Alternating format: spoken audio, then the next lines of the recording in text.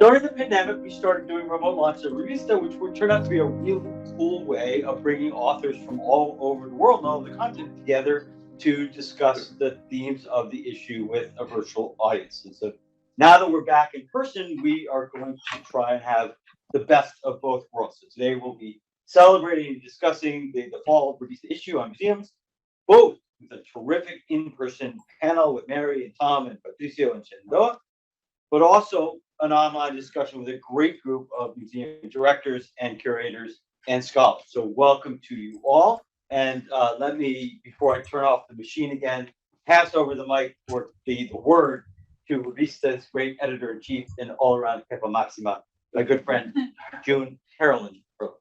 Thank you.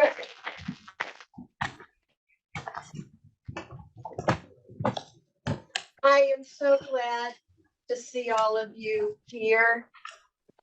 It totally moves me, and I'm not seeing all of you there, but hi. Before I go on, I have to do some housekeeping things. I was generous enough not to let El Jefe Maximo have to do it. This is being recorded. There is simultaneous translation. If you are online, all you have to do is to go to the little globe at the bottom of your screen and choose the language you would like to hear the program in. If you are in the room and don't understand Spanish, when we get to anything that is in Spanish, you can use a device on your cell phone to hear translation. There will be a question and answer period at the end. The chat function has been disabled. So go to where it says Q&A and just type in your question there, or if you're in the room, you can and Andrea. And afterwards, we're all going to have a reception for those here. I don't know how to teletransport. This is something we have to figure out, but I'm sure we will. And now I would like to introduce our moderator for tonight. Andrea Singulis is currently completing her PhD in sociology and social policy here at Harvard. Her dissertation examines how contested national narratives are represented in public spaces throughout Vilnius, Lithuania, in the form of public art. But she's also wrote a terrific article on nationalism and Ecuador. And so I will turn it over to you, Andrea. Thank you so much. It's a pleasure to be here today with all of you, and an especially big pleasure and honor to introduce our 4 wonderful panelists. So today we're going to start off this conversation with an in-person panel on Latin American collections in museums today. So I'd like to introduce our 4 panelists. So today we have with us Mary Schneider Enriquez, who is the Houghton Curator of Modern and Contemporary Art at the Harvard Art Museums here at Harvard University. Patricio del Real, the Associate Professor in the Department of History of Art and Architecture here at Harvard University. Thomas B.F. Cummins, the Director of Dumbarton Oaks and Dumbarton Oaks Professor in the History of Art and Architecture here at Harvard University. And Shenandoah Cornish, the graduate student at the Fletcher School of Law and Diplomacy at Tufts University and the founder of Museo Minca in Colombia. So welcome all, and thank you so much for being here with us today. So I'd like to start off our conversation today by asking the panelists to reflect on kind of a couple big questions just to get this conversation going, pertaining to the role of museums in general and international collections within museums in particular. in the world that we live in today. And so I asked, I'm going to make this question more specific. We know that historically museums have been colonial institutions, and they've been implicated in a lot of extraction. And so my question for you is, given these history, given their legacies as colonial institutions, how do you see the role of museums generally, but Latin American collections in particular, in contemporary society? And in what ways do you think that museums need to reinvent themselves in order to be more democratic and less extractive today? Start with a big question, and then we'll get more specific. Well, it's for you, isn't it? We could go in order. Or... No, I think we should start with Tom. Oh. It's nothing like being the oldest one in the room. Yeah, all that knowledge. This is, I think, one of the great issues in museums today, especially what is known as the global museum, and that is trying to represent all cultures, but in representing all cultures, some of those cultures have fallen under the sway of imperial enterprises, or post-imperial and post-colonial, but in the sense that they're no longer colonial, but they are dependent upon other cultures to the north, basically, to collect. That said, there are museums in Latin America as well that do the same. And what I mean by that is that they try to represent a global sense of not just national, but global. And that's especially true in Argentina. But the question really is, how do we then move forward in this? And sometimes there's a rush to ameliorate all these issues, but being on a number of panels where repatriation, for example, of things, and I know precisely what they are, it causes true political problems to the countries they go back to, and to communities, because different entities lay claim to those. So it is, when Macron says we're giving everything back, that caused incredible problem within the countries that it was all going back to. So the politics of that are perhaps well-meaning, but they have also a legacy that makes simply doing this, thinking that you're cleansing the history, muddles it even more at times. Same thing happened with Smithsonian when there's repatriation actually of human remains. And when it went back to Peru, each community or village was claiming X mummy because it was important to have that mummy, but nobody really knew where it went. It was just going back. And so that kind of issue is, to me, not well thought out at any level at this point. Anthony Appia really did a wonderful piece about the bronzes, which pointed out the fact that the bronzes in Benin bronzes was paid to the Benin, the slaves that they sold.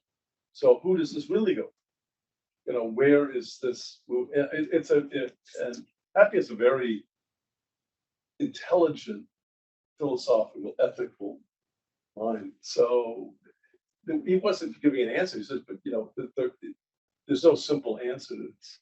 The other thing is that the museum we have many Latin American constituents in Washington, D.C. And I can tell you that bringing the children, especially from the schools, to this material is important to them, to see their cultures valued as much as anything in the National Gallery or Byzantine or ancient, and to be displayed in one of the most beautiful buildings ever built for a collection, which is I think, I don't know what you think, you're an architectural historian, so what do you know? Intentionally for the pre-Columbian collection. So it serves a real purpose that I'm not sure the bliss is intended, but that this is of the collectors. But Robert Bliss did collect pre-Columbian material as art. That was the criteria. He saw it as art, which elevated it to a degree that it never was actually seen here in the Harvard Art Museums, for example. You don't have any pre-Columbian or African art. In fact, it was de-accession and went over to Peabody. Although very early on, there was one of the very first exhibitions at the Harvard Art Museum was a pre-Columbian exhibition back in the 30s. So, it's a very complicated question with a very complicated history of which, I don't have an answer to. I never thought I'd be a director of the museum either. So, anyway, that's enough on me. Since you brought up the museums, I'll jump in.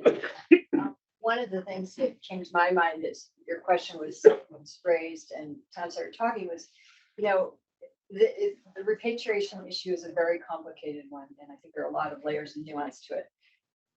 But part of the opportunity for people to come into the museum and see work, for example, colonial painting from Latin America, for our audience across the street here in both the Harvard community, but in the larger Boston area community, it allows them exposure to something that if they didn't go to Latin America or they didn't go to New York or Washington, they weren't going to be able to see. And to have it on the walls with the great 19th century and the 18th century French painters who would be in our collection means there's an importance given what was occurring in Latin America, that those school children, those high school students, those college students and well beyond can see this really matters. And this was coming out of these cultures, and how interesting it is because it doesn't look exactly like what we know and we always learned in, whatever textbook.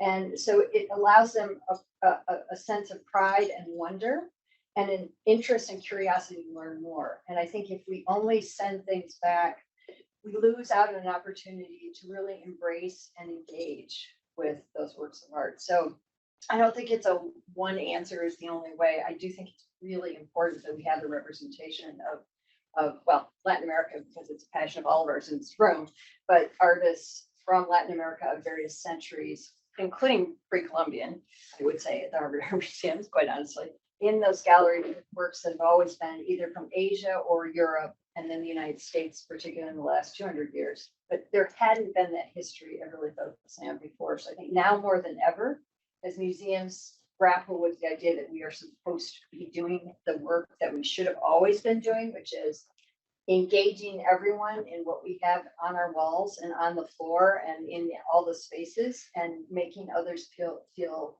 welcome, whether they felt welcome before inside those travertine walls. They need to feel welcome now, and it's our responsibility to do so. And I want to be able to show them work that comes from more parts of the world than just Europe. I get impassioned about it. I feel like an outlier because I do modern architecture, so it's which is quite a rarefied field when you come into the museum, other than building museums, right? But my position is not one of building museums, but how architecture actually belongs in the museum. We can study it as a cultural product and cultural object in relation to other cultural productions. So it's the question of the artifact itself, how we understand art, right? What is the art object of the work, and what is excluded from one museum or another. So I think that's also a very important question within this dynamic. That bringing back to the question of colonialism, I think is interesting or relevant to speak how in the 30s, to go back to your point, whether there are or not works of African art or Colombian art. In the 30s, museum in the United States, right, did include works of Mesoamerican origin, Peruvian origin, or African origin, precisely to constitute the concept of modern art. So this goes beyond, right, the actual just showing an object, but it's actually the epistemic construct, right, of what art is, of what belongs or not, and how particular moments these works were mobilized to actually construct this notion of art, and then they were expelled. Right? Once it solidifies, and when there's a certain hegemony, cultural hegemony of particular institutions, then these works are kind of expelled from. So I think. I mean, there was a real political agenda for that, which is the 30s, the rise of fascism and the origins of America. So at MoMA, you have the American origins of modern art, and it begins with Wari and geometric textiles, a geometric abstraction, and so there is and you know this better than I do, but it is not a disinterested sense of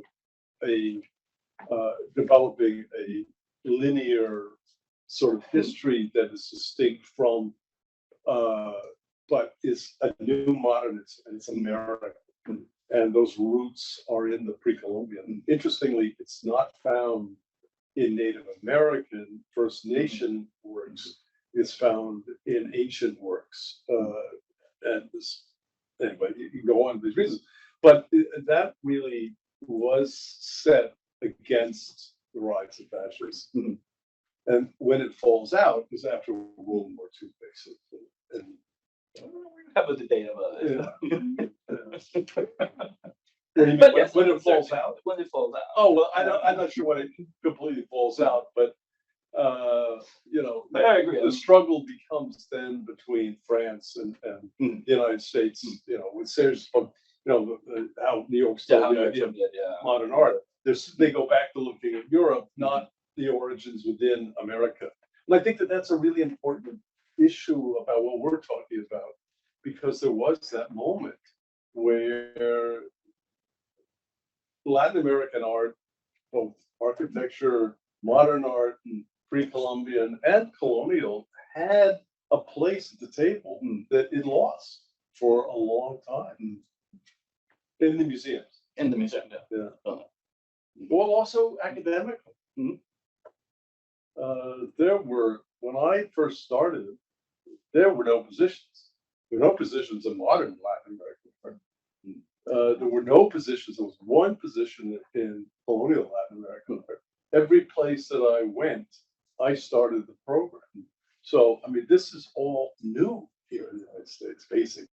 I could, you know, not bad old, but old enough to remember, you know, that it wasn't there. And you didn't have a place at the table. And people would say, that's not art. People look at it and say, that's not art. Or in modern, when, you know, we had, well, who is this? You know, who is Torres Garcia? Why would somebody write 3 papers on Torres Garcia? No one would say that now. He's, you know, he's at MoMA. You know, but I heard this. I almost threw in my card, my faculty card. I was so pissed. So, you know, having it at the table, on the wall, allows us to be there and to expand. So it's not just a museum. It's what you said. It has opened up a cultural arena, and you know, people have, you know, whatever you think of somebody like the Cisneros, as people who really have pushed to have this at the table. It's important. Culturally, politically, you know, this is soft power, but it's power that really makes things change how people perceive Latin America. Do you feel you'd like to respond to that? Maybe. Yeah. Very first question. She's the only one here have to be founded in. Exactly. Yeah, I guess within that context, I will say I'm co-founder and co-director of Museo Minca. My counterpart is here today, Manuel Balaguer. So I think in some ways we were really lucky with how our museum came about.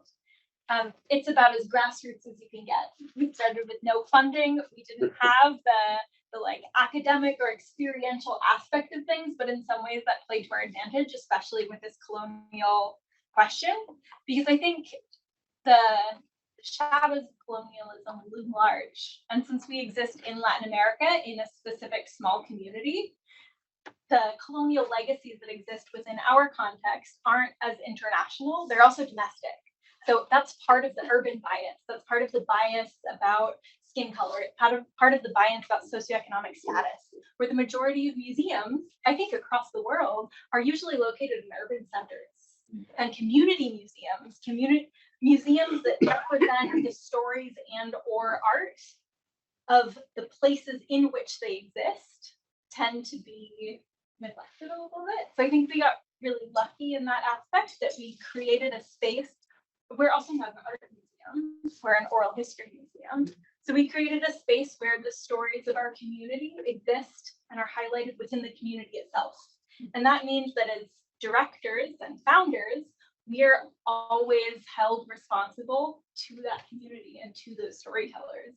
And whenever we misstep, whenever we're representing people in a way that they don't want to be represented, or telling those stories in a way that people don't want their stories told, we're immediately responsible for that. And I think in a lot of ways that challenges these colonial legacies, because people have constant agency over how those stories are used, over what that museum space is doing, the impact that it's having both for the community and for the visitors of that community.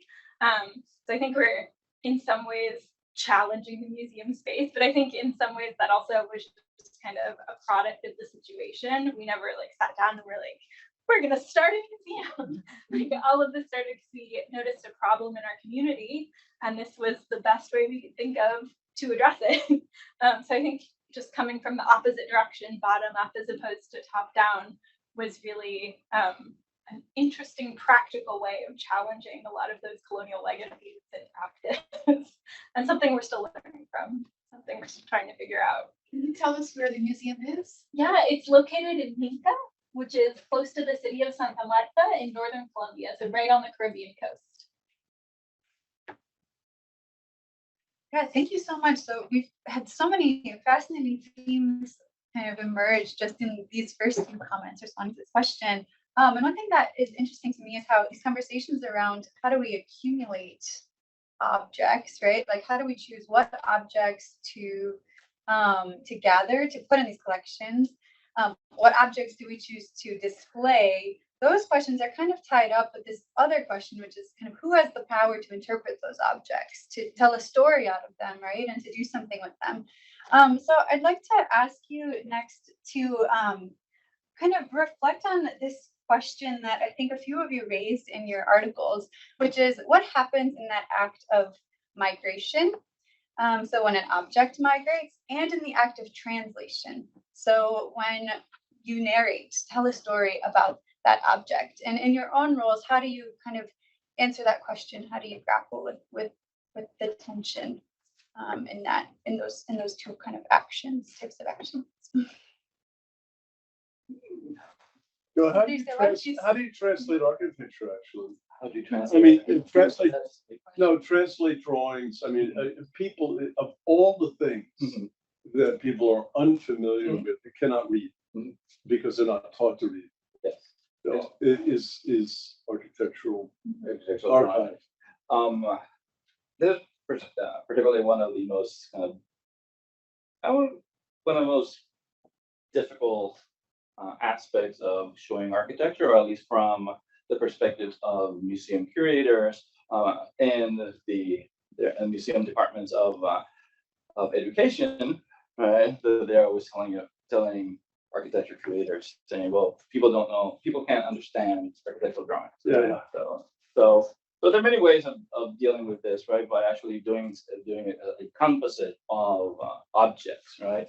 From photographs to models to comparing different types of drawings, for example, from freehand sketch drawings to technical drawings. Technical drawings are quite a difficult proposition because technical drawings are not meant to be displayed as aesthetic objects. Right? This is one of the gripes against architecture. Right?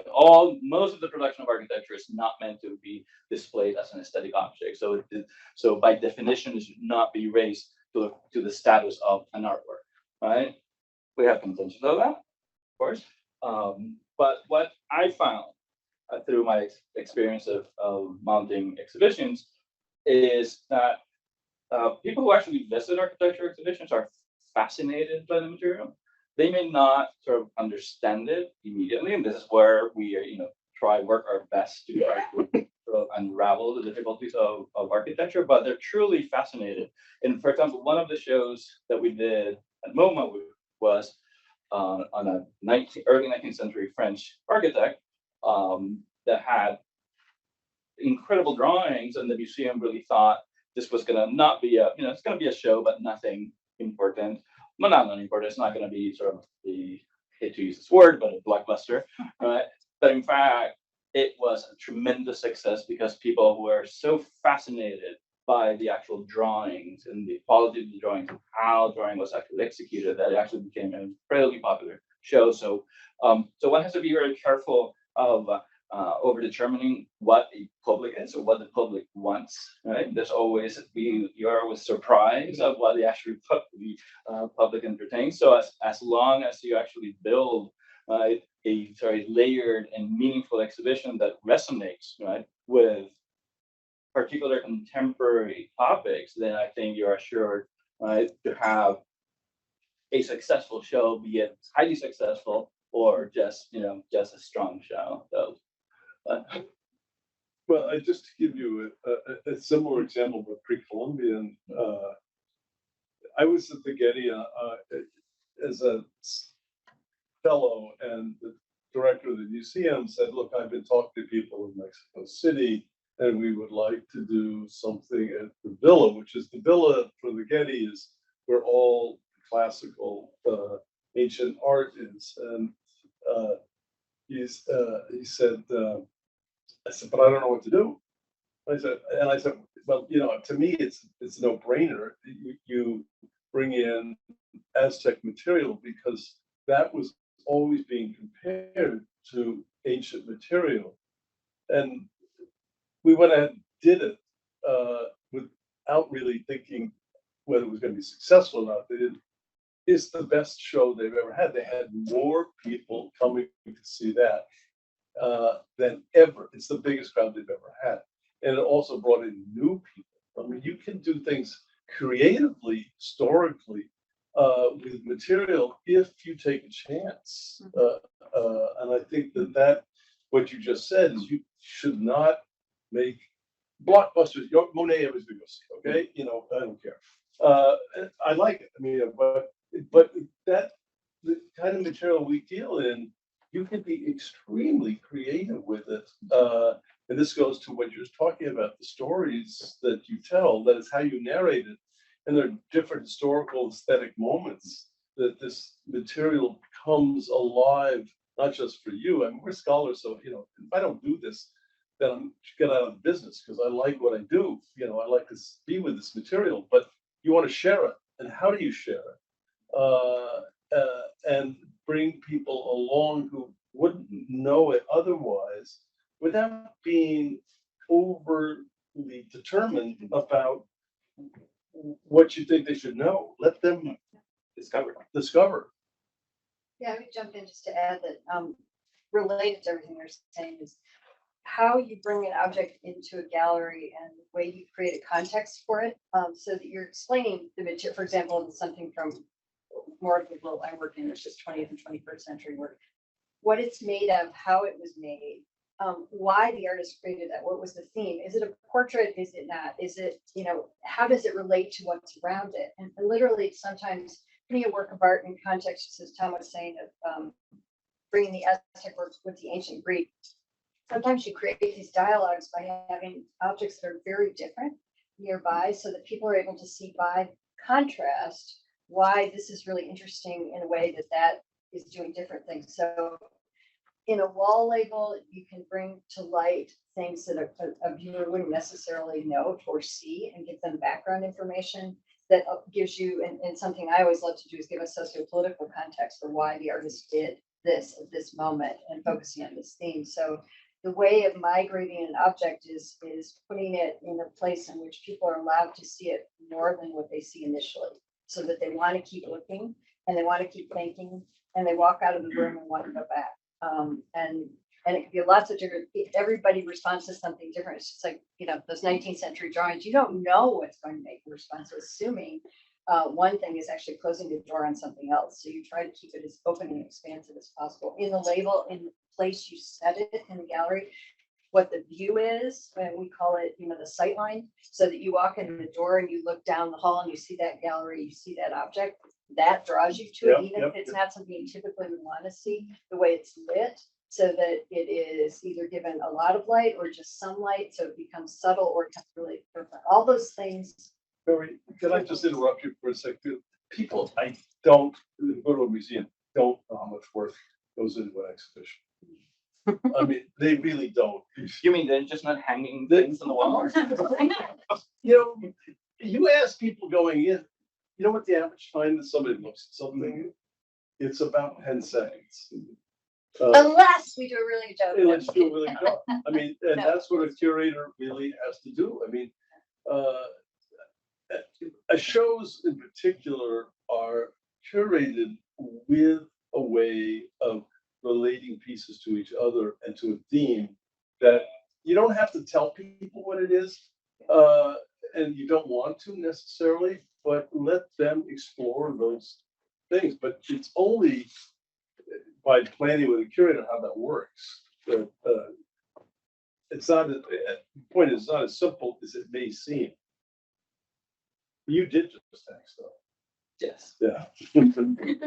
We always do that. Yeah. Shenandoah, how about for you? Like, I think again, as more of an alternative community museum rather than an art museum, the fact that we deal with oral stories and storytelling makes this a really, in some ways easier and in some ways much more challenging question. Because we deal with post-conflict issues, and in Colombia, you can ask two different people what happened during the conflict, and they'll tell you different stories, depending on their own personal and family experience. And all of those stories are true. So how do you craft a narrative based off of that? And so I think my real response to that question is not to discount the importance of narrative building, but I think in my experience, at least, the reflection of your impact as a museum isn't how strong the narrative you're telling. It's what questions is your audience raising? How are people engaging with those prompts? Because I think the narrative building process in a lot of ways shouldn't be about giving people answers. It should be challenging people to ask different questions. It should be challenging people to engage in different ways with history, with art, with whatever the subject may be. And I think that's been particularly true for us because ethically, we don't want to take a side. We don't want to say what the history is. We want to be an accurate representation of a plurality of experiences. So it's how do we get people interested? How do we get people to ask questions?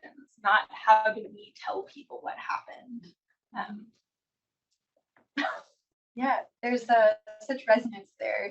It's like a different medium that you're talking about, these oral histories, but in many ways you're doing a very similar thing. You're putting things next to each other in different ways. You're lighting them up in different ways. You're asking people to move around them and interact with them in different ways, so that they can reach their own questions, their own conclusions. Great. Well, thank you so much, everybody. We are at a point in time where we are going to transition to the online portion of our conversation. But first, I just want to thank our panelists so much for sharing a few thoughts and getting started for us.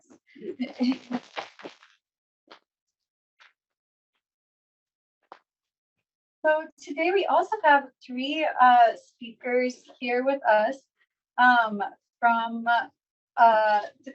through Zoom. So I'd like to now introduce our presentations by three ReVista authors. Tomás Traca, who's here with us from Venezuela. He's a historian and essayist, the director of the Institute of Historical Research at the Universidad Católica Andrés Bello in Caracas. And he also writes on the Museum of Contemporary Art of Caracas. Thank you. We also have Constanza Torquillo, director of the Colonial and Santa Clara Museums in Bogota, Colombia, and Claudia Zaldivar, who is an art historian and an expert in cultural policy, and the director of the Museo de la Solidaridad Salvador Allende. So thank you so much for being here with us today. So each of our presenters will be speaking for 5 to 7 minutes, and I will be raising time cards for you just to remind you of the time. So you can look to me if you're not sure how much time you have left. So thank you. I'm going to hand it off now to Foma. Hello, thank you for this invitation. Thank you, everybody. Well, I will talk about my text, my paper. Although this is weird device, I couldn't understand well the conversation, but some aspect of this dialogue are very interesting for my dissertation, for my ideas, in special the topic, the issue about the colonial art, the modern art, Latin American art in Venezuela. I was thinking the case of Venezuela because the discovery of our colonial art and our modern and the modern art was more or less at the same time, parallel, simultaneously. Especially because in Venezuela we had the idea that our colonial art was very poor in comparison with Peru or Mexico. And after the independence, we tried to, well, we tried, no, we did to forget our colonial past. Colonial past, and the art was thrown with the rest of this period. But my article is about the modern art in Venezuela. It's interesting because it's the other phase of the same process to build, to reach the modernity, the future, the idea of future. The Modern Art Museum of Caracas was for long time. Sorry, this is Spanglish. For long time, yes, for long time, an icon of the city and a symbol of the modernity of the city of the Venezuela, and the modernization and the development project of the country. It's a very rich museum, especially in the context of South America and the context even in the third world, because we have even today an important collection of Picasso, Dali, Juan Gris, or many of the most important modern artists. And I am not a specialist about museums or specialist about art, but the point of my text was how Venezuela could to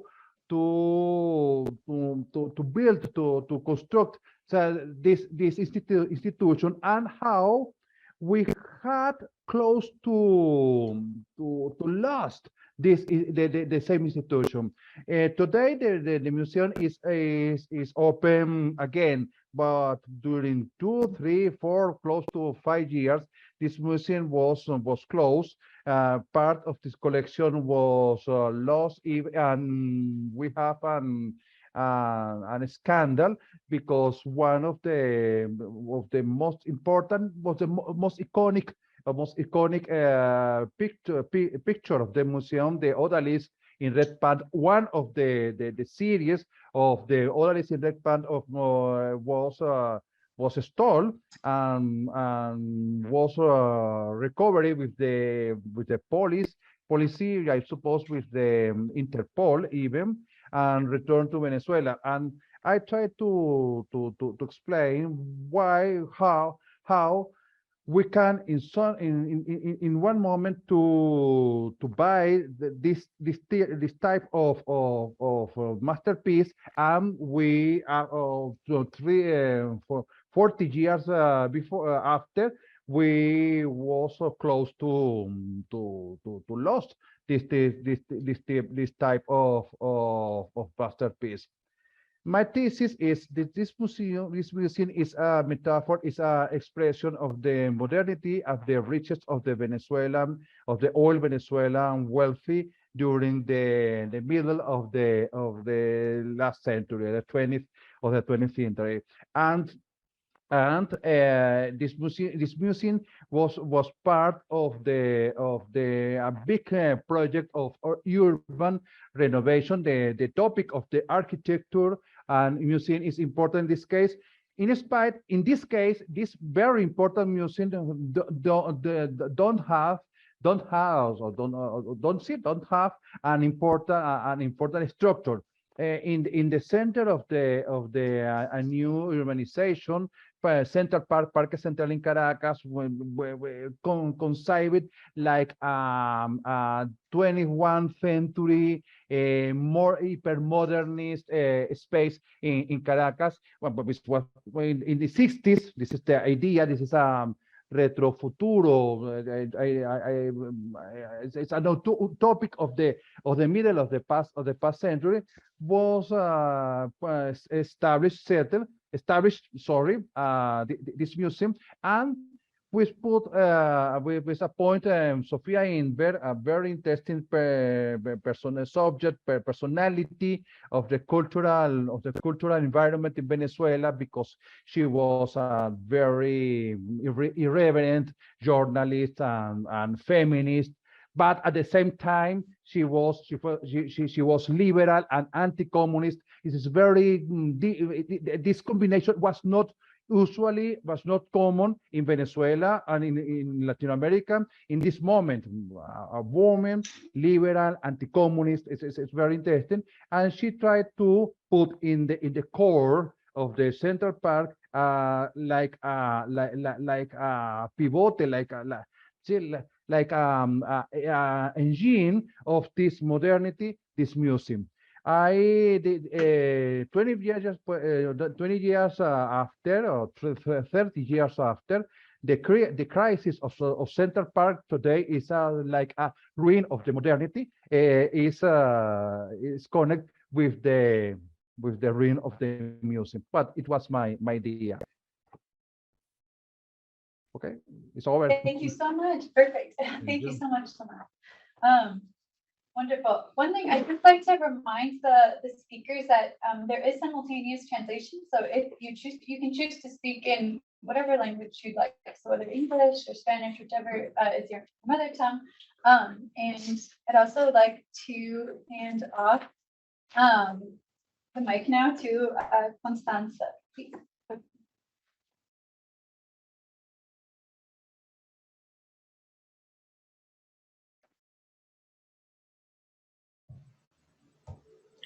Hola, buenas tardes, Jung, Tom. Hello, good afternoon, everyone. I'm so happy to see you all. So happy to see my dear friends, just as if I was home. So I'm so glad to see you all. I'm just going to speak a bit about what I wrote, for ReVista. And basically, in this text that I wrote, I talk about the fundamental function and mission of the Santa Clara Museum that were founded in the year of Colombian modernization as those that wanted to commemorate the colonial times on the part of the Bogota elite. We are losing Constanza on her internet connection. caballos como en historia colonial en Colombia. So just like in Colombia,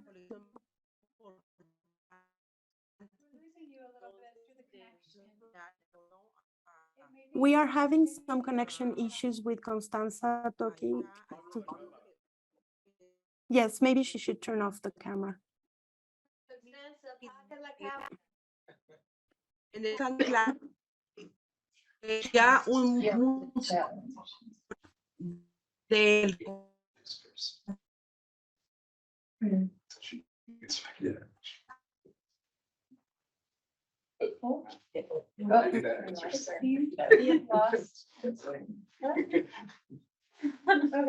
Okay, maybe let's go on. ¿Saben qué? Creo que Is Constanza back? No. No. Okay, so why don't we go on to our next speaker and then we'll come back to her when she can rejoin us. I'd like to invite Claudia, please, to share some thoughts. Hola, buenas tardes. Desde Santiago de Chile. hello from Santiago de Chile. I'm Claudia Saldívar. I'm director of the Museo de Solidaridad Salvador Allende. And I'm going to talk from a viewpoint of Visual Arts Museum. This is a modern contemporary museum. And it's a museum that's quite atypical, in the museological model. It was created in the 70s supporting Salvador Allende's government. It's not a museum called, for serigraphy or low-level serigraphy, but it's a collection of 3,100 works of really great quality, Frank Stella, we have Miro. I mean, this is a large, important collection, and I could dare saying one of the most important in Latin America as a collection. Now, also, this is a museum that's interested today. A lot of people are interested in it because it was created in 72, and it was a museum based on artists and from artists to it's a process of it was like a donation. They created it in 72, and then with the coup, then it goes back to clandestinity, and then in Europe, in Latin America, in 75, in between Paris and Havana. So it has a very rich history on one side with a lot of research, which is fascinating because basically we're constantly working on research donation per country, but also by being a museum that is working with a museological and a different museological model that is not linked to the market. For example, and when you talked about repatriation, right, in migrating these objects, we don't have to question these objects because these are objects donated by artists themselves. So this is a model that it's been called the anti-museum. Why? Because these museums were for the people of Chile in its Allende stage during the dictatorship, and then after to support people in their resistance to dictatorship. So in 2012, the museum was quite precarious in its situation. And the questioning was as follows, with the founders like Mario Pedrosa, Dor Ashton, Jen Lemarie, Julio Cardo Aldran, Zeman, they were all part of this international committee.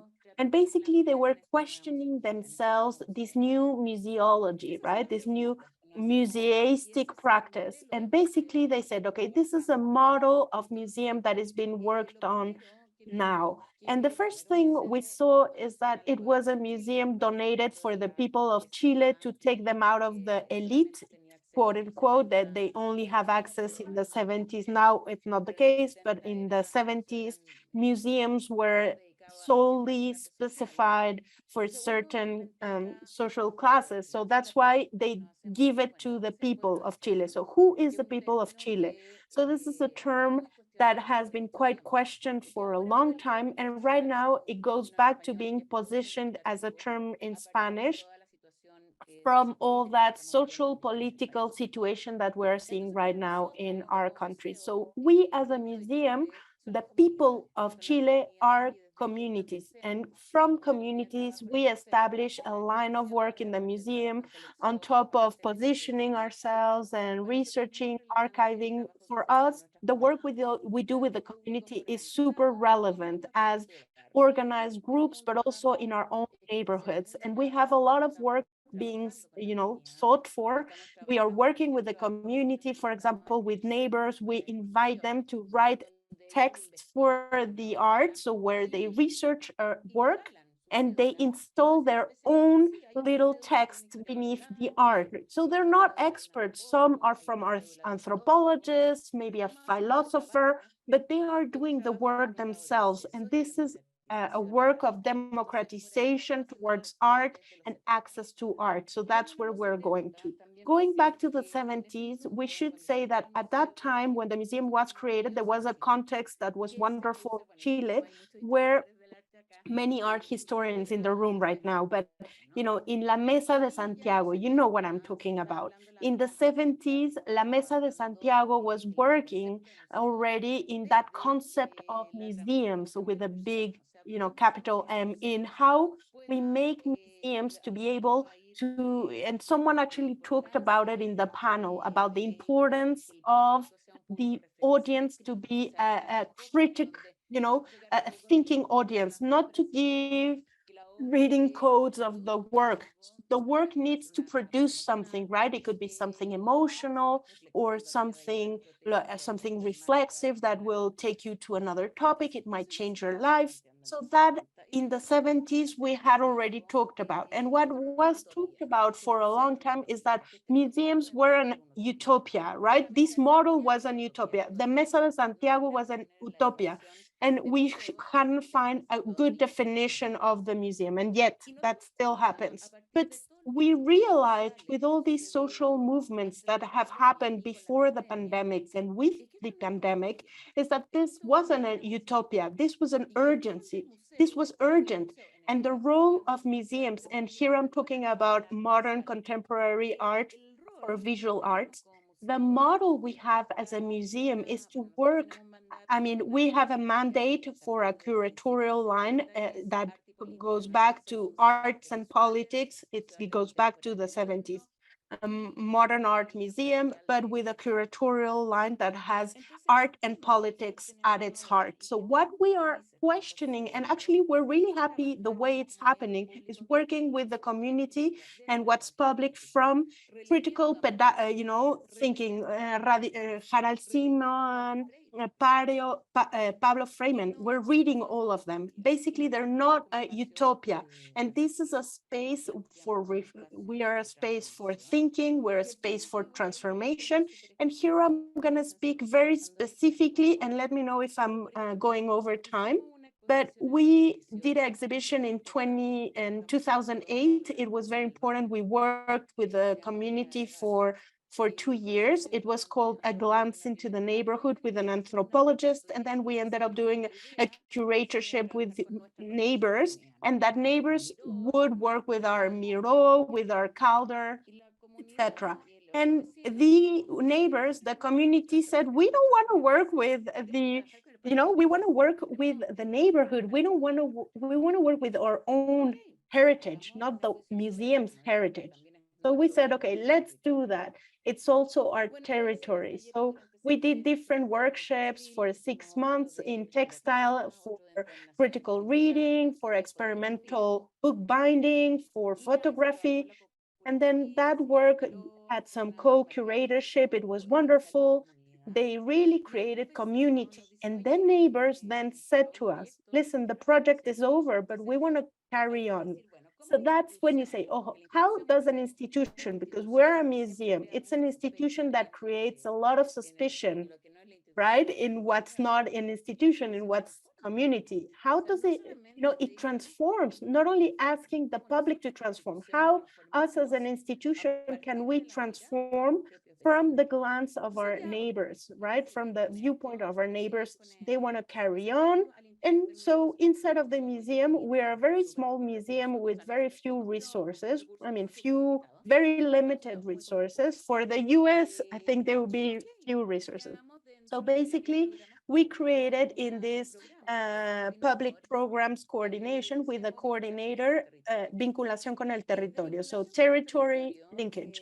With this vinculación de territorio, we created different brigades, textile brigade. Up to date, they gather every day at the museum, they do so many activities.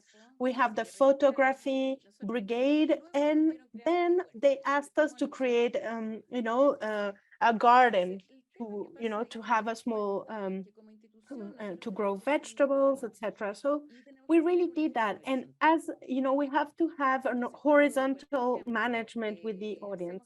Now, for example, we do so many workshops, and the workshop is actually spoken with the textile workers. They say, textileras, they are in the Carnegie Biennale, the international biennale that we just inaugurated in September. They're there with work, can you imagine? So really we are intertwining society. And then something really interesting happened, which was that, many of you know that the situation was a lot of very stressful, a lot of violence in the country, as you know. Las textileras, los fotógrafos, they went out to the plaza of our neighborhood, and our brigades, I mean, we are facilitators. So we gave them, they're autonomous from the museum. So we put tables, chairs, materials, they set themselves on the square for 3 weekends, and they were embroidering, creating dialogue, and then the ones doing the little, they for example, help people with their stress. For those that were doing the brigade for the orchard, for the garden, and giving plants for people to relax. I mean, so we need to think about what's public needs to transform us as museums, but also thinking about the international.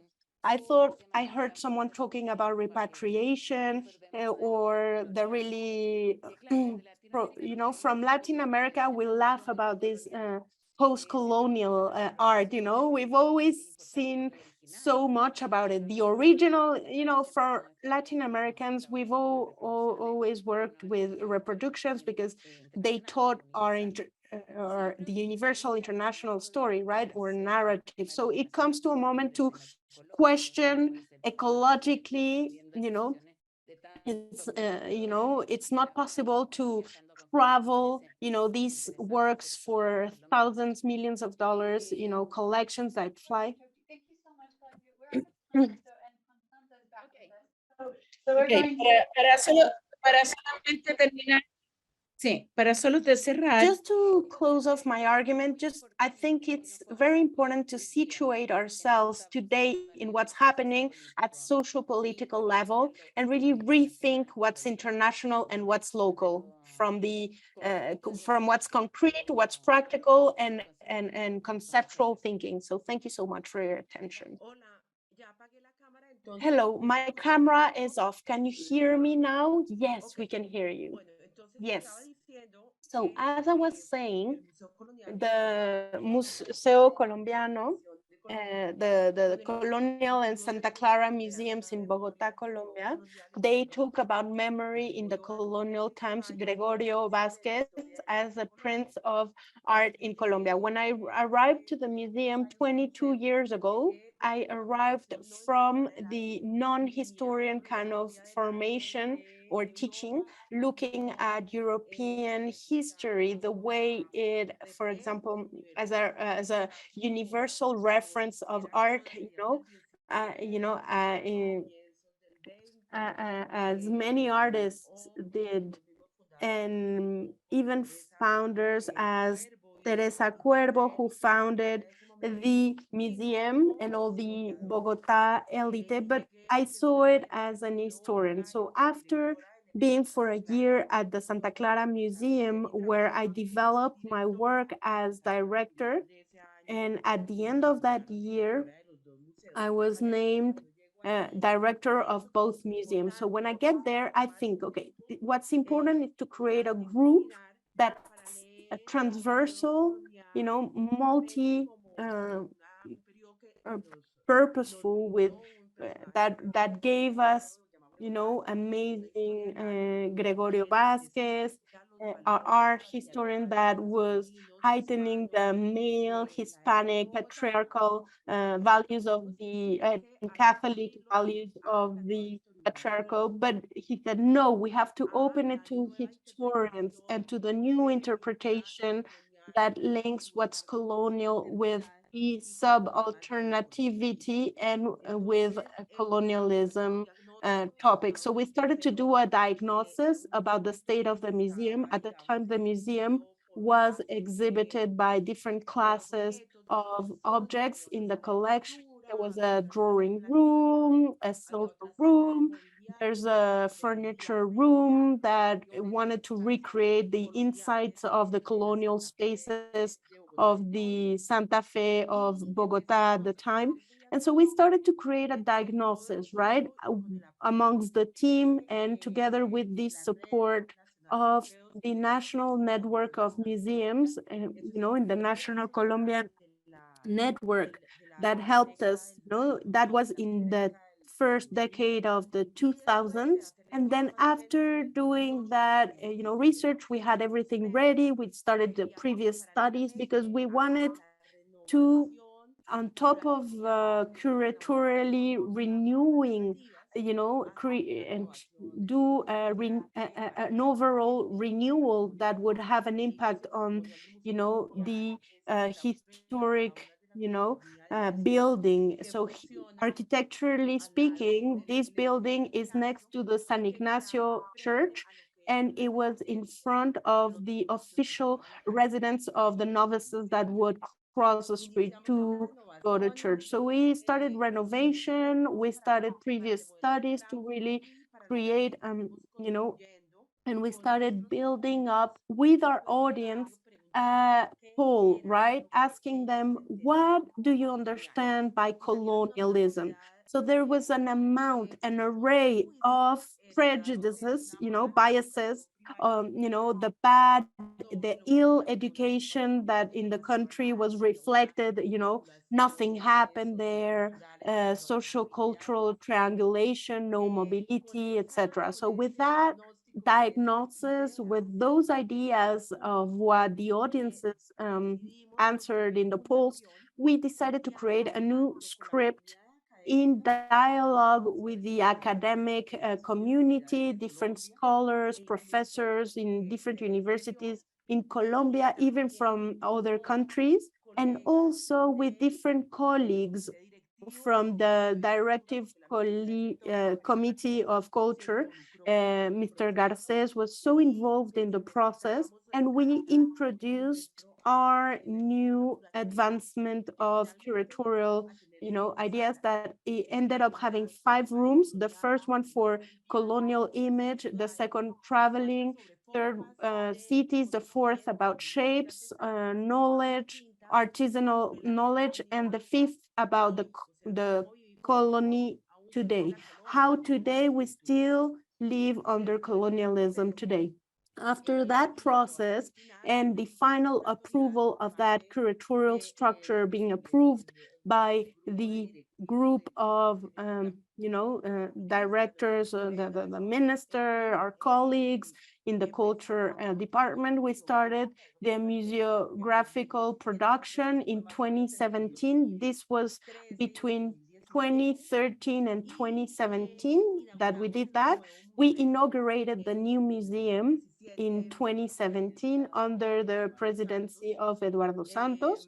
And basically that museum that we inaugurated at the time has a room which has temporary exhibits that, are opened to new research. And independently, so we, on top of that narrative and museographical renewal, reviews all the contemporary also art, colonial art. And then one of the advices or counsel that was given by our scientific council is that we needed to 100% verify the collection. So we did a lot of research in our paintings, sculpture, furniture,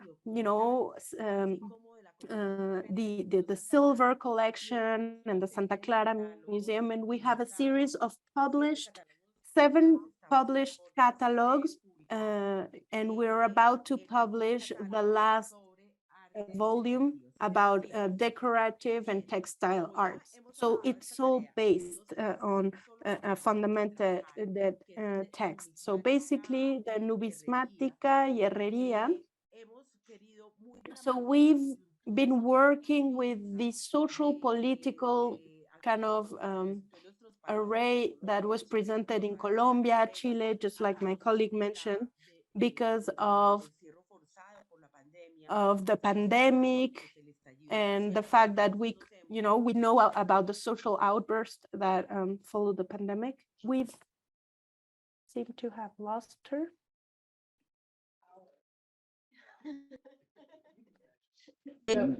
Vía tecnológica. Okay, so on the technological view, that is connected with living communities from all over in the world. So we started doing a lot of work with living communities, right? So at the time, and I'm assuming Madam is talking about the pandemic, that's where the presidency of President Petro arrives to the power, and we were working on a new renovation, because when you do a change in 2017, and we actually worked all this part of that period, basically society is asking for new changes, right? When they see changes, then they start asking for new changes. So in that place, we started to revise them, not only with scholars and academia, but with the population, with the people and different communities. We started to revise it with Palenquera communities, with African descent communities, with Caribbean descent.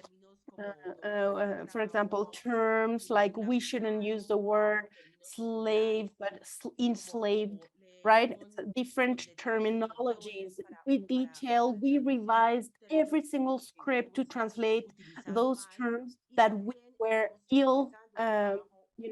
pronouncing misusing. And this was for an exhibition that we're going to be having next year in Santa Clara, where we do art exhibits for contemporary art exhibits. This is a new project, for contemporary art to have a dialogue with colonial art. So next year, we're so happy we're planning this. This is latest news, because last week I was with the curator of the museum in Santa Marta, working with the Mamo Arahuapicu.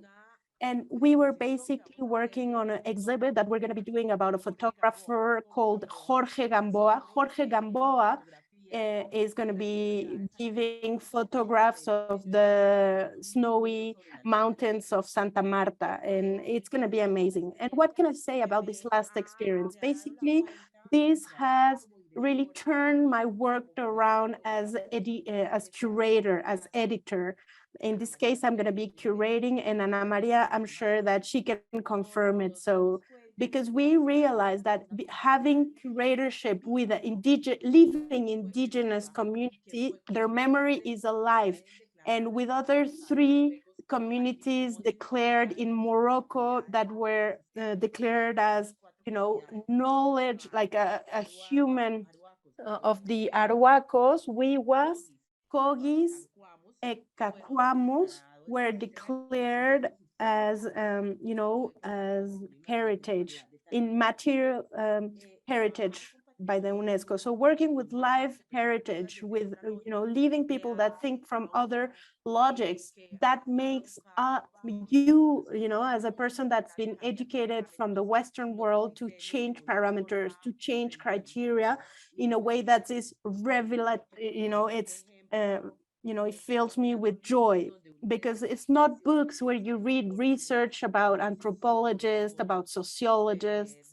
It's not historians telling you the narrative, but here you need to open up about nature, about landscaping, about and hand in hand with the translator, right? That it's a different logic. You read the landscape, you read the stones, you read how birds fly. They read it in the inscription of stones that are under their inventions, bodies from other mambos from that their tombs were already sacked, and you read it in the peaks of the mountains as well. So I can just say that it's revitalizing the way in which, this new opening, this new viewpoint Just ha about out of sido time, muy so beneficiosa para nuestro quehacer museológico. Todos los días estamos for our aprendiendo. museological attempt. We're learning something new every day in this country that is tired of the war. And as Padre Pacho just said it, president of the HEP, he said, we want to build a shared vision of the future among everyone. Thank you.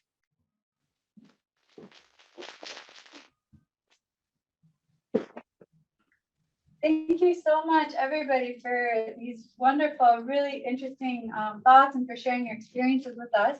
Now we're going to open up this conversation for questions and answers. And I'd like to start out by asking if any of our other ReVista authors, many of whom are with us here through Zoom, would like to start us off with a question. You can either ask your questions out loud by turning your microphones on, and we do have the live transcription services going, or you can type your questions into the chat, and we will collect them and voice them aloud.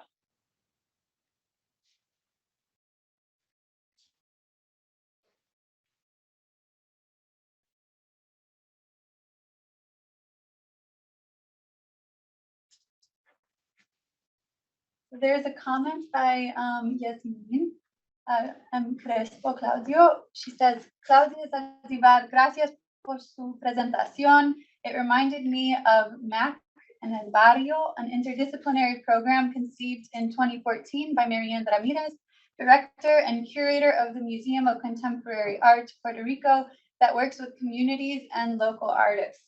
Thank you for that comment. Mr. Claudia, if you'd like to respond. Muchas gracias. Just thank you so much. That's my answer. Thank you for comparing us. Okay, so we have an anonymous participant who says,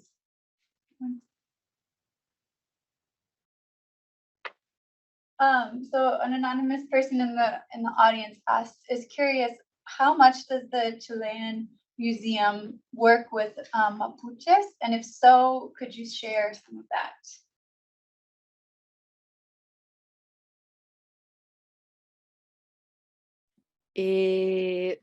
Bueno, hay situaciones. Okay, let me tell you that the Mapuche topic is being very important right now because of the conflict that has been going on for years now. There's a specialized museum, which is the Cañete Museum. It's a conflict area, and they're doing a wonderful work with the Mapuche culture, where basically the objects that are being meaningful with the Mapuche culture, and the museum has become a space of rituals outside. They have a beautiful garden outside. This museum belongs to the Heritage Service in Chile, and I really recommend that museum to go and see it. And there are contemporary artists showcased. I actually forgot the names. I'm sorry. I could actually write them on the chat, and they're working on that topic. And many artists working in that museum. If you want, you can write to me in the chat, and I'll actually send him the names of the artists being involved. Thank you.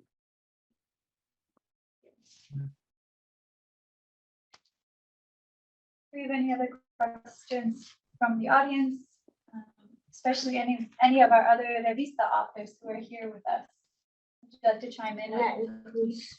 Including all of you.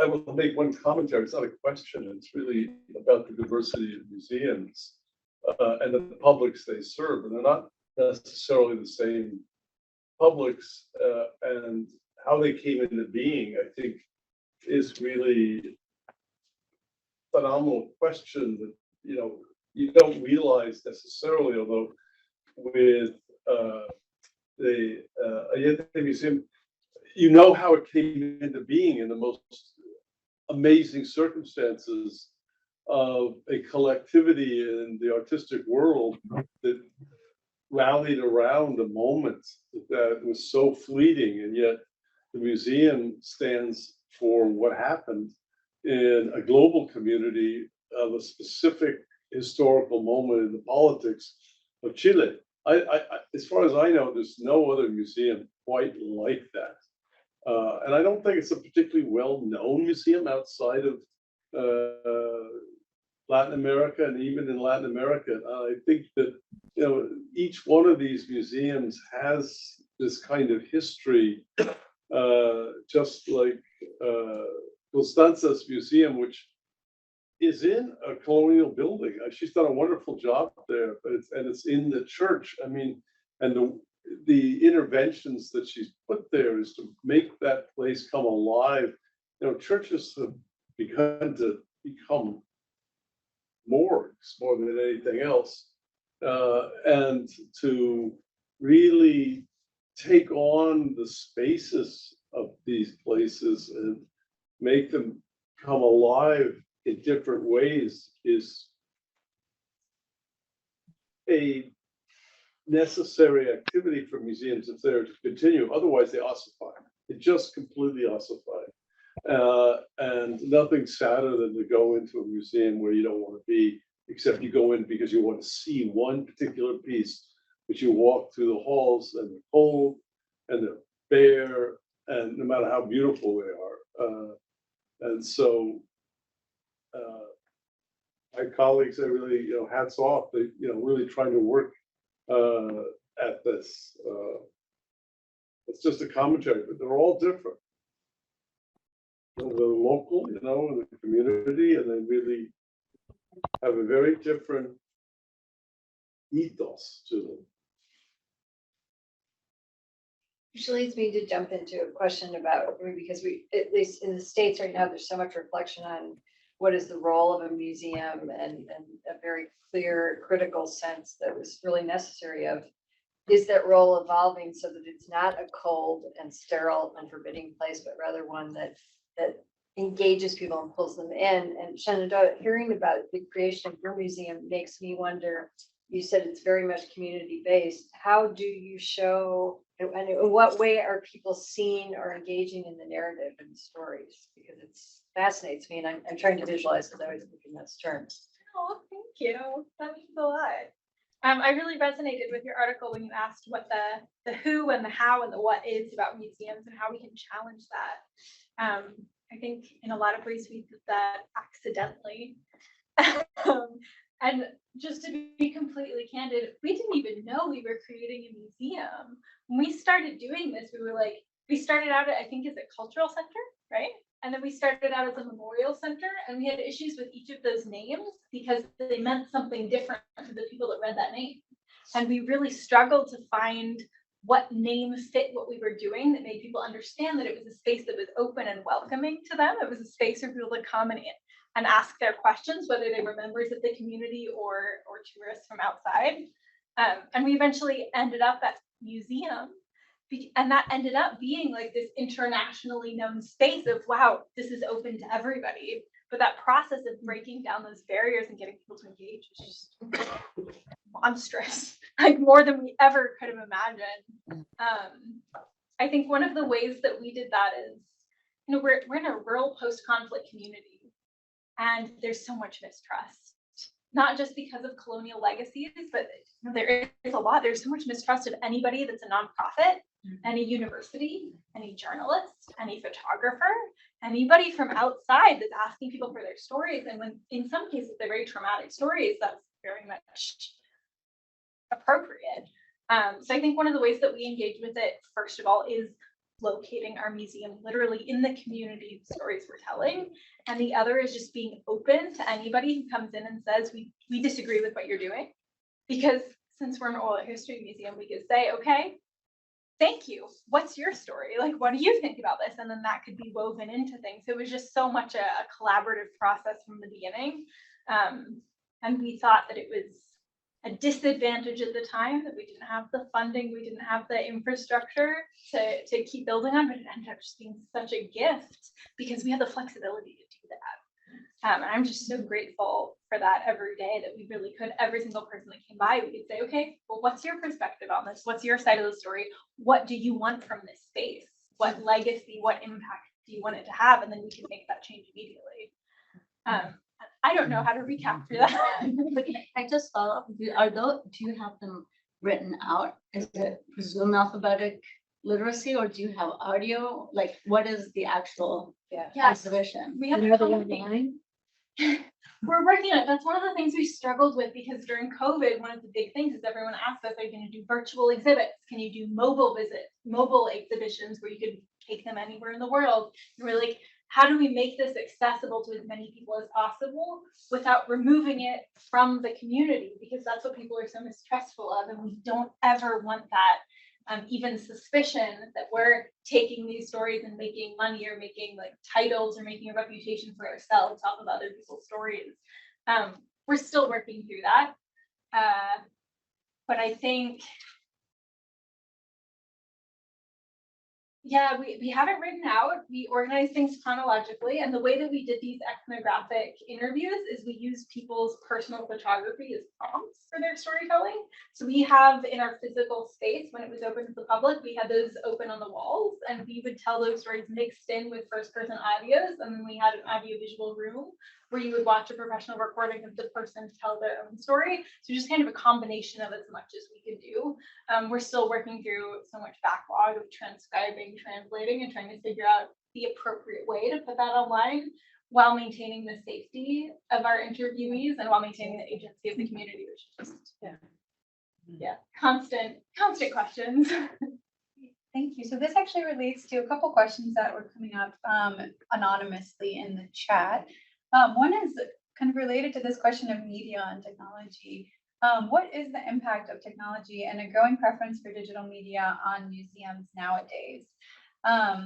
This is one of the questions that came up in the chat, and maybe other people would like to respond to that among our online and in-person panelists.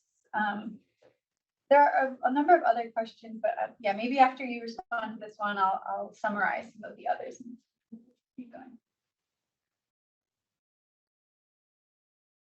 Well, it depends on what you mean. We actually Bueno, teach depende a qué te refieres, porque nosotros, nuestros curadores, yo sé que have classes, say, in Byzantine coins or seals or whatever, then our curators, the class can be at the University of Washington in Seattle. And we've reached a much larger audience by being able to do that. And that was really, we learned that through COVID, where a lot of the museum was brought to people who were locked in, and they could all participate together. The other thing is that because we are deeply invested in Byzantine, that is Dumbarton Oaks, funded the restoration of Hagia Sophia. So we have all the photographs. So when Hagia Sophia was converted back into a mosque and really cut down on what people could see, they're now putting rugs down. We have put up virtually and had a number of webinars about why it should be a museum as it was. It's being destroyed again, basically. And we also have used digital resources because we have a collection also of photographs of all of Syria, and most of those buildings are destroyed. So we are the only museum of record of that destruction, of what has been destroyed. So that is a major ambition to make that available as part of our collections. So, and we all do this. I did want to say one thing about art museums in particular, and the really antagonism between trying to have a engaged audience with and the fetishization, increased fetishization of the object. You can't touch it. Even the curators can't touch it. It is become so fetishized in terms of preservation forever that you know what I'm talking about. I mean, and you know, it is really become a real problem. And you know, I work between an art museum and our anthropology museum, and the way you can work with an object and teach with an object is entirely different. And part of it has to do with money. I mean, just the value of what is in an art museum as opposed to the value of what is in the Peabody or, I mean, so, I mean, collections are a very fraught entity in and of themselves, and then how you want to use those and bring them to the public it's very difficult, especially with registrars and conservators who are taking over the management of the collections. I would bring it a step forward. For example, the removal of the art pieces from what used to be Harkness Commons, and now it's, I forget what it's called now. That before there was a moment that we would consider that art could be placed in public spaces, or at least not completely public, right? But there's a merger between architecture and art. You can walk here, and as we can see, we can have art, and then that would be completely accessible to the public, and that has been completely changed. That's happened at the Marnoxes. They've taken the art out of our offices, and you know, that was before I became director. I never would have allowed that. Never. And if you go to Itati, it's all on the walls still. I mean, it's a very different experience, and it's an different experience of where and how works should be seen and experienced.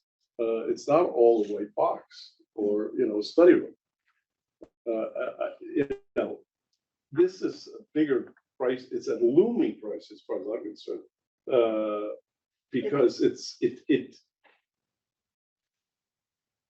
de-intellectualizes and re-incentivizes value of works.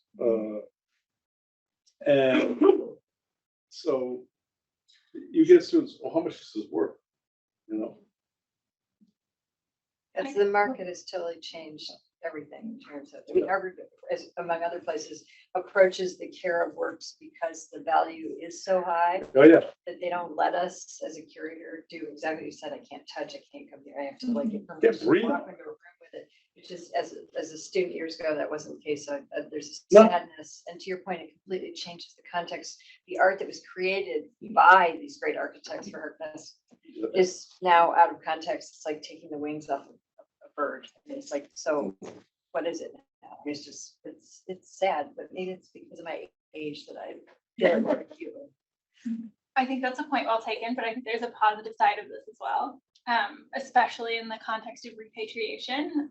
I had the privilege of working with National Geographic this past summer as they launched their King Tut exhibit, which came to Boston. I don't know if anybody saw it, which I really think there's a tremendous risk and a big loss when it comes to not interacting firsthand with these pieces, but also a huge potential. So this was an exhibition that engaged audiences all over the country with ancient Egyptian history without having to remove those pieces from Egypt. It was a way to demonstrate what happened without having to deal with that repatriation issue. So I think as you throw technology at things, there's a tendency to lose the narrative building and lose the historical and artistic appreciation and background and context to those pieces. So I think that's something that that these organizations are still trying to figure out. But I am hopeful for what happens further down the line, because I think it's addressing neo-colonialism and repatriation issues. There's immense potential when it comes to the use of technology in museum spaces. Yeah. Interesting, great. Thank you so much. We have another question that relates to kind of these objects and what these objects can do for fostering conversations and shaping identities, etc. So this question from Yasmin is about new modes of thinking about identity and place at the museum. So for example, Puerto Rican art in the wake of Hurricane Maria is now at the Whitney Museum. The exhibit places Maria as a possible turning point in modern Puerto Rican history. Some of the major consequences of the hurricane include broken infrastructures, opposition and protest, ecological destruction, the impact of tourism and grief. Another example is the exhibit Forecast from Art in the Caribbean Diaspora, 1990s to today at the MCA Chicago. So Yasmin raises the question, what does it mean to do curatorial work around collective trauma? For example, at the Museo de la Solidaridad. So this is a question I think that relates to a lot of what Shenandoah does, but also it'd be great to hear from Claudia on this as well. So yeah, if anybody, if any of our online panelists would also like to jump in for this Q&A, we'd love to hear from you.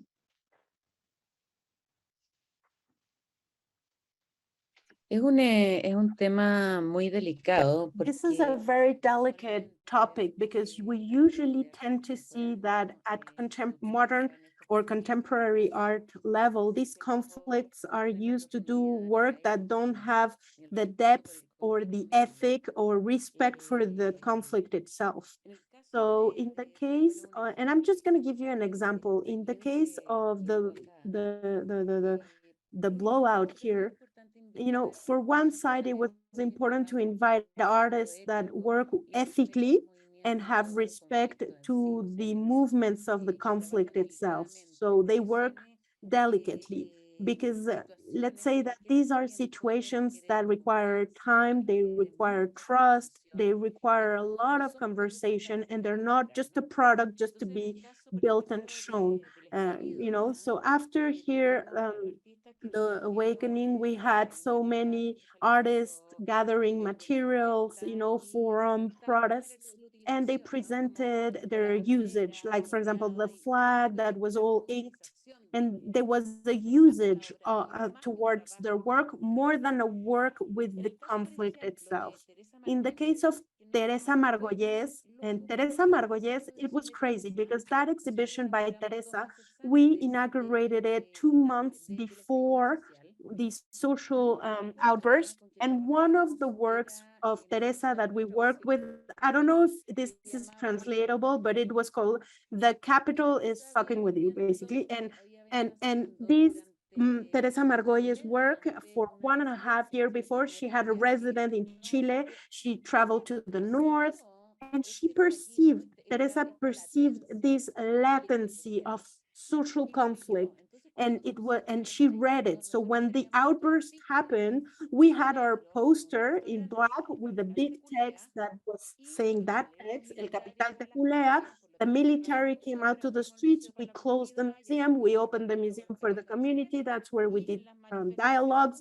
And in the protest, we went out with posters, and really protesters took over our posters, and you could see photos in the press and people saying, El Capital te culea on their, boards, screaming that in the newspapers. And 20 street away from here in La Alameda, which is like the main street, it became an open book of so many graffitis, pacific protests, but also we had some violent protests going on. And in some of these graffiting, we saw Teresa's work that said, and for those that speak Spanish, El Capital te culea without a condom. So the capital is fucking you without a condom. Piñera is, fucking you. And Teresa starting to do that as a social reivindication. And I know that the topic in Colombia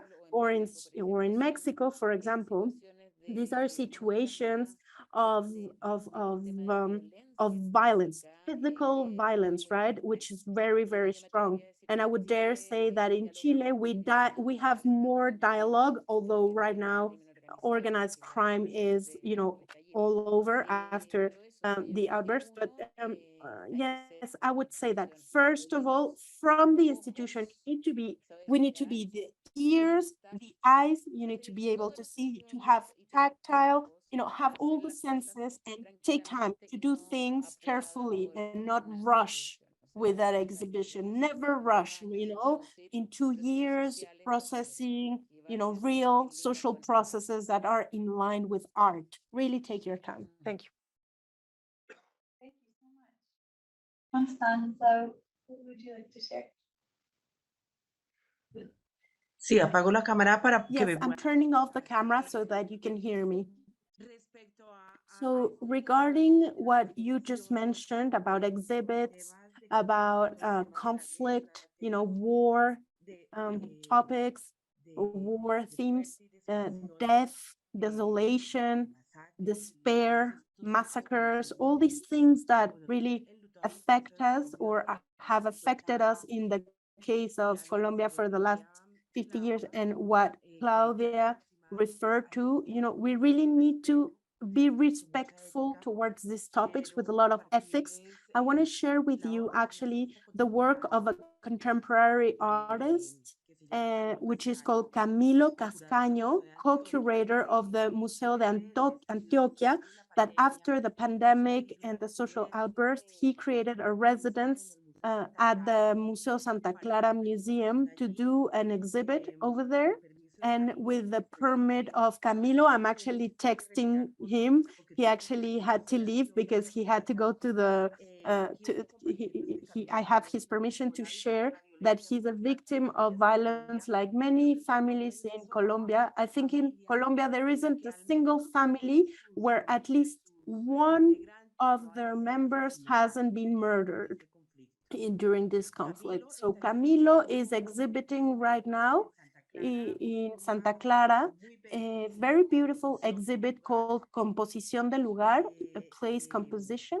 And Camilo says that when the crosses were trees, that's the subtitle of the work. And basically, until last week, President Petro, after 17 years, on behalf of the Colombian state, asked for the gift to the community of, the massacre of El Aro. I don't know if you've heard of the El Aro massacre. El Aro is a village very far away in the mountains. There are not highways or roads to get there. It's very far away, and there was a terrible massacre in El Aro, and him as Antioqueño, as an artist, he is homaging the victims and the survivors of the El Aro massacre. Camilo got into the village. He went all the way there. He stayed there for 3 years, 3 days, trying to talk with the community, created some night recordings. They put a cross there. And the only thing that the Colombian state did at the time as a symbolic reparation was just to put a cross. So he recorded the cross with the cantina music on the background and did an amazing drawing with the dust that he gathered in his stay in the Santa Clara Museum. So from the residue of what was left of the little dust, what no one sees, he drew something really amazing, large format art on textile, accompanied by other images where he puts the headlines at the time from the press, of the newspapers, and does a parallel of those deaths of the paramilitaries and the portraits of the monjas coronadas, which were nuns that were exemplary in their virtue. So in that sense, in the Museo Santa Clara, we have worked a lot on that topic, but I just want to bring it on the table just to share it with you right now, because I reckon that Camilo has done an amazing, beautiful work. And, he interacts with our work. Actually, La Pietà, it's the work that it's in So he does a parallel to the dead nuns. So there's different atemporalities that are pertinent in his work, so that all this work is done, and so that we can all work with sorrow. Thank you. So Blanca, would you like to ask the last question or a final comment to close out the briefing for us? Thank you very much. No, yo nada más quería compartir que sí, bueno, Thank tenemos you una. so much. I just wanted to share that we have a responsibility in the museums about what's happening, what happened, and especially the conflicts, because sometimes we don't like it or it's difficult to talk about them. We have a very important collection of artists of the Spanish exile, because in Spain they didn't talk about it for many years.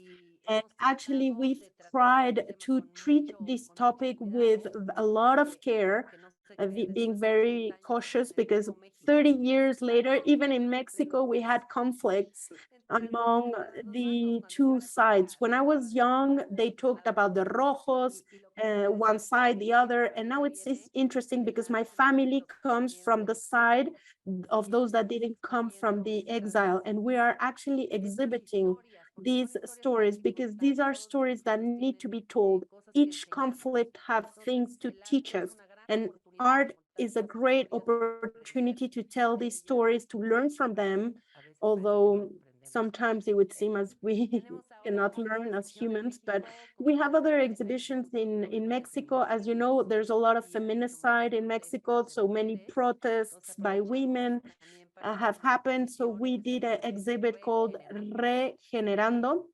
Narrativas e Imaginarios. That's the name. Mujeres Artistas, Artist Women, where our women artists are in dialogue with artists from other museums, and with contemporary artists. And there are contemporary women artists that are putting on the table in front of everyone the stories of feminicide with very, very strong narratives.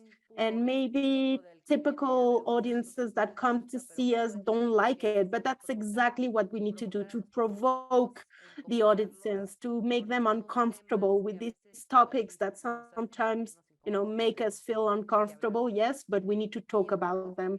And just one final thing, I wanted to congratulate Claudia, because what she has taught us about the Museo de la Solidaridad, it's so interesting. We are trying actually to make the museum not to be elitist, because art, and especially paintings, are so very elitist, and people are afraid of going to museums, although even if we open them for them, even if they're free to access, it's very, very difficult for us to have communities entering. And after hearing what Claudia did, we're going to try and copy her model, because really the things she has done are important. We talk about decolonization, democracy, but our museums do not welcome people that are those that, sometimes don't have the chance to see these works in the first place or in other places. So these are the people that we need to include. So I want to thank you for that invitation of learning, and thank you. Just to mention that we just published this year Mirada de Barrio, and this publication can be purchased in Busca Libros, and it's about all of our project is there, the context, with a toolkit, it's the entire experience. We lived here in Chile, and we took it to publication to really, translate this to other spaces. Yes, because the neighborhood needs to be invited for us to teach them, but that's not what you need to do. And I love what you said, because it's the opposite. I am museum, I'm in another level, and I'm going to teach you, when it's not the case. It needs to be the opposite. It needs to be both ways, right? Yeah, horizontal. Exactly. Thank you. Just could you repeat it? Oh, yes, I'm going to send the link here on the page. So, whomever is seeing this webinar is able to purchase or seek this publication.